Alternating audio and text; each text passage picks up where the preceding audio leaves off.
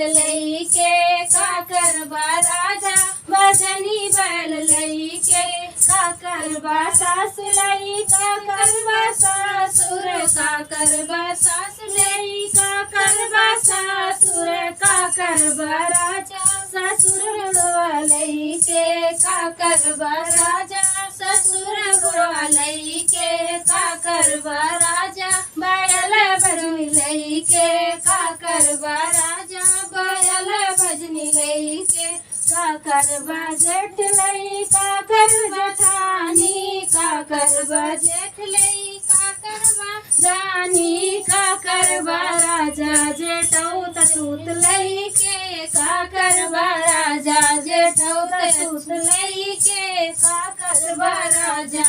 का करबा राजा भजनी बैल लईके का करबा राजा भजनी बैल लईके